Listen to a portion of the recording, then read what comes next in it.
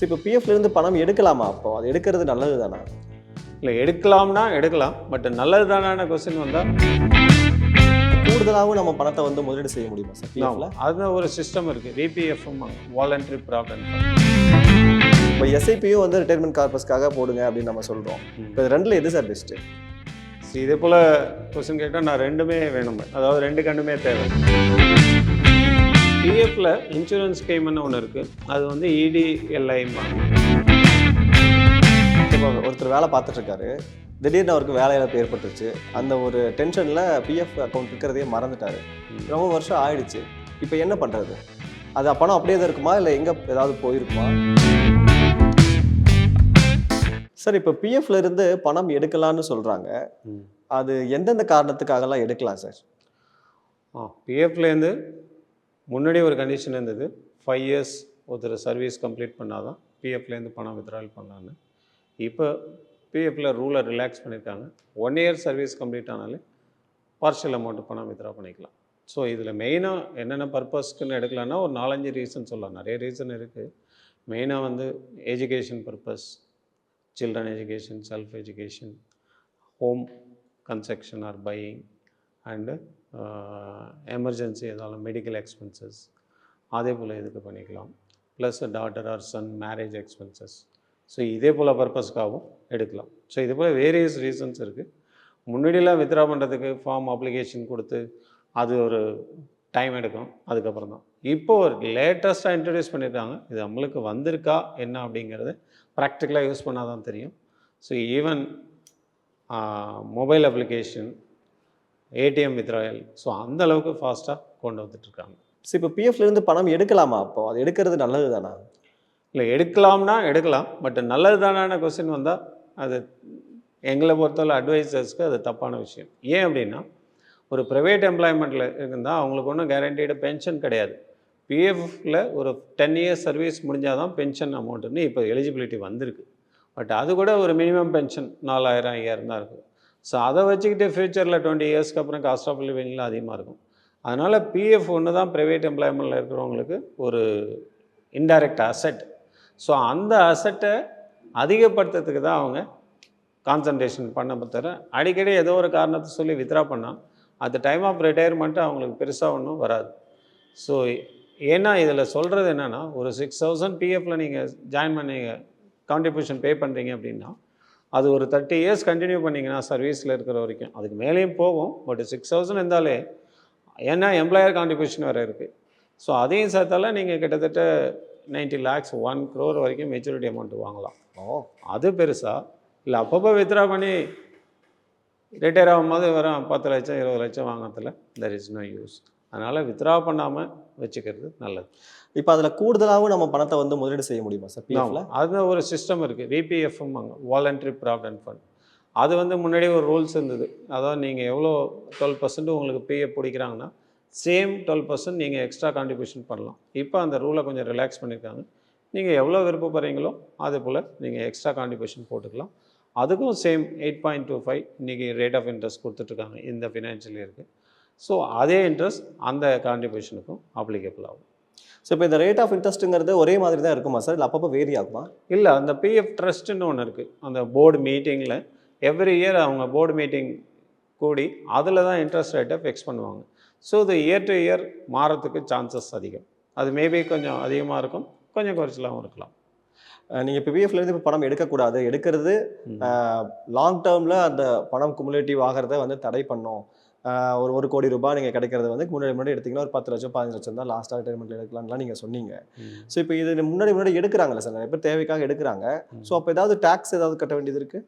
ஆமாம், பிஎஃப் நீங்கள் ஃபைனலாக மெச்சூரிட்டி அப்போ வித்ட்ரா பண்ணிங்கன்னா 1 கோடி வந்தாலும் பிஎஃப்லேருந்து வர அமௌண்ட்டுக்கு டேக்ஸ் ஃப்ரீ. ஆனால் நீங்கள் அடிக்கடி வித்ட்ரா பண்ணும்போது வித்தின் 5 இயர்ஸ் நீங்கள் சர்வீஸில் சேர்ந்து பிஎஃப்லேருந்து அமௌண்ட்டு வித்ட்ரா பண்ணிங்கன்னா அது டேக்ஸபிள் அமௌண்ட் ஆகும். ஸோ நீங்கள் மற்ற டேக்ஸ் எப்படி கட்டுறீங்களோ 30% ஸ்லாபில் இருந்தால் இந்த வித்ட்ராயல் அமௌண்ட்டும் டேக்ஸில் சேர்ந்துடும் அதே 30%. ஸோ அதனால் தயவுசெய்து வித்ட்ரா பண்ணாமல் இருக்கிறது நல்லது. பட்டு வித்தின் 5 இயர்ஸ் எடுக்கக்கூடிய சுச்சுவேஷன் இருந்தால் எடுத்துக்கலாம். பட் ஆனால் டேக்ஸ் பே பண்ணணும். சரி, எடுத்துறோம் சார். எடுத்ததுக்கப்புறம் பணத்தை அதில் திருப்பி போட முடியுமா? அந்த ப்ரொவிஷன் வித்ட்ரா பண்ணுறது கிடையாது.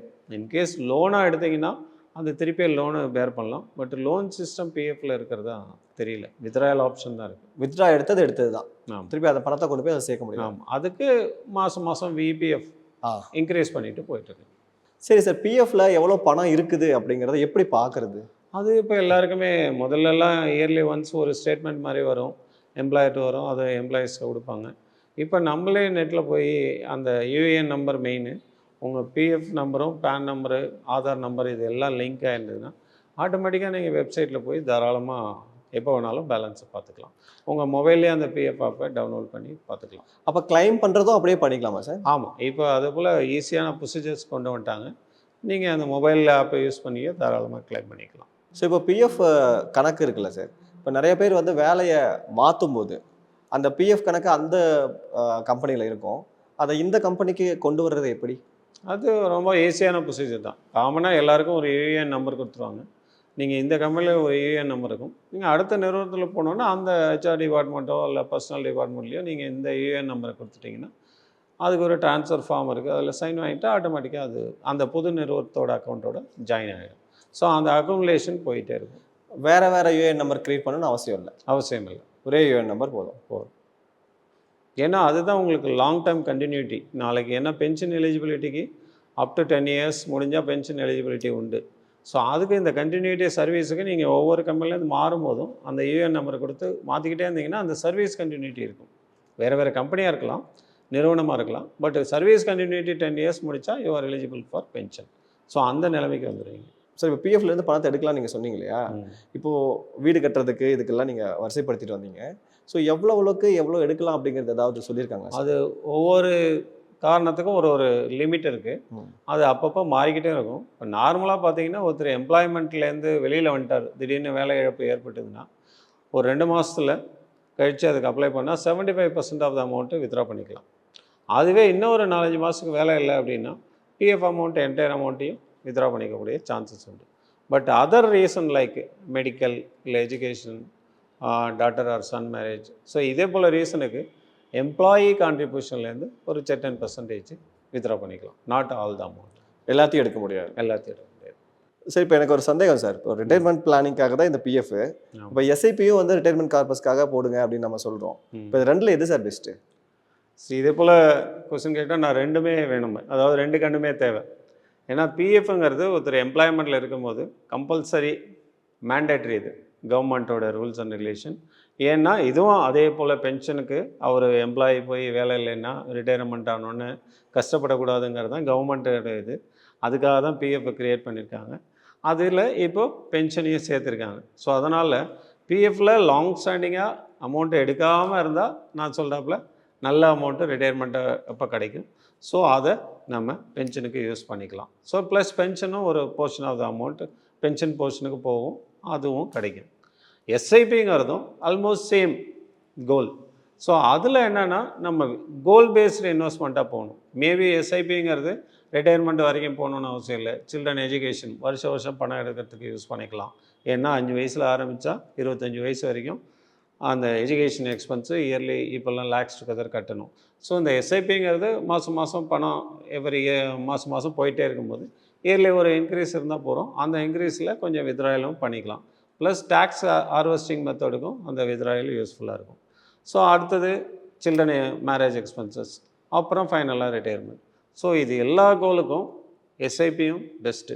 பட் எஸ்ஐபியில் நீங்கள் அப்பப்போ கோல் செட் பண்ணி சில்ட்ரன் எஜுகேஷனுக்காக இவ்வளோ அமௌண்ட் எஸ்ஐபி, மேரேஜ் எக்ஸ்பென்ஸுக்காக எவ்வளோ, ரிட்டையர்மெண்ட்டுக்காக எவ்வளோ அப்படின்னா தாராளமாக எல்லாத்தையும் யூஸ் பண்ணலாம். ஸோ ரிட்டையர்மெண்ட்டுக்காக எஸ்ஐபிலையும் பண்ணிக்கிறது நல்லது. ஏன்னா ஒருத்தர் 8,000 9,000 பென்ஷன் வாங்குறாரு அப்படின்னா எஸ்ஐபி மூலிமா ஒரு 10,000 வாங்கினா ஆஃப்டர் ரிட்டையர்மெண்ட்டு டபுள் பென்ஷன் கிடைக்கும் போது ப்ராஃபிட் தானே, அந்த ஃபேமிலிக்கு நல்லது தான். ஸோ அதனால் ரெண்டுமே சிறந்தது தான் என்னை பொறுத்த வரைக்கும். Super sir. சார், இப்போ ஒருத்தர் வேலை பார்த்துட்ருக்காரு, திடீர்னு அவருக்கு வேலை இழப்பு ஏற்பட்டுருச்சு.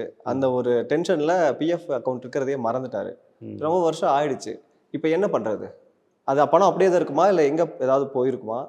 இல்லை, பிஎஃப்பை பொறுத்த வரைக்கும் இப்போல்லாம் நாமினி டோட டீட்டெயில் ஃபுல்லாக வாங்கிக்கிறாங்க. Like mobile number, PAN number, Aadhaar number, இது எல்லாம்.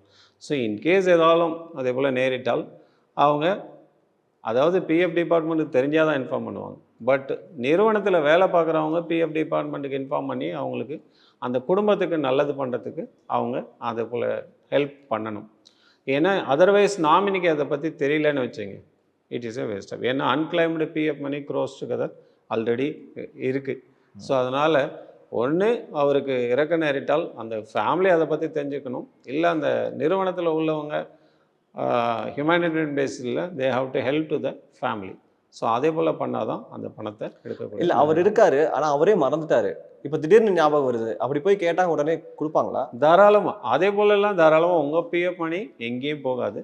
ஒரே ஒரு கண்டிஷன், உங்கள் பிஎஃப் வந்து ஆக்டிவில் கான்ட்ரிபியூஷன்லாம் இருந்தால் அந்த இன்ட்ரெஸ்ட் வந்துக்கிட்டே இருக்கும். அதுக்கப்புறமும் ஒரு 3 இயர் கொடுப்பாங்க. 3 இயருக்கு அப்புறமா அந்த ஆக்டிவிட்டியில் இல்லைன்னா அந்த இன்ட்ரெஸ்ட்டை ஸ்டாப் பண்ணிவிடுவாங்க. பட் அமௌண்ட்டு இருக்கும், அன்னி டேட்டில் வரைக்கும் என்ன இன்ட்ரெஸ்ட் அக்குமுலேஷன் அமௌண்ட் இருக்கோ அந்த அமௌண்ட்டு எங்கேயும் போகாது. அதுக்கப்புறம் இன்ட்ரெஸ்ட் ஆட் ஆகாது. இன்ட்ரெஸ்ட் இப்போ புது ரூல் படி 3 இயர்ஸ்க்கு அப்புறம் அந்த அக்கௌண்ட் ஆக்டிவில் இல்லைன்னா இன்ட்ரெஸ்ட் கிடையாது. சார் ரீசெண்டாக ஒரு ஆர்டிக்கல் ஒன்று படித்த மாதிரி எனக்கு ஞாபகம், பிஎஃப் ஸ்கீமில் இன்சூரன்ஸ் இருக்கிற மாதிரி, அதை பற்றி கொஞ்சம் டீட்டெயிலாக சொல்ல முடியுமா சார்? பிஎஃப்பில் இன்சூரன்ஸ் ஸ்கீம்னு ஒன்று இருக்குது, அது வந்து இடிஎல்ஐம்பாங்க. ஸோ இந்த ஸ்கீம் வந்து எம்ப்ளாயி எந்த பணமும் கட்ட வேண்டாம், ஆனால் எம்ப்ளாயர் அதுக்கு ஒரு ஸ்மால் அமௌண்ட் கான்ட்ரிபியூஷன் பண்ணணும்.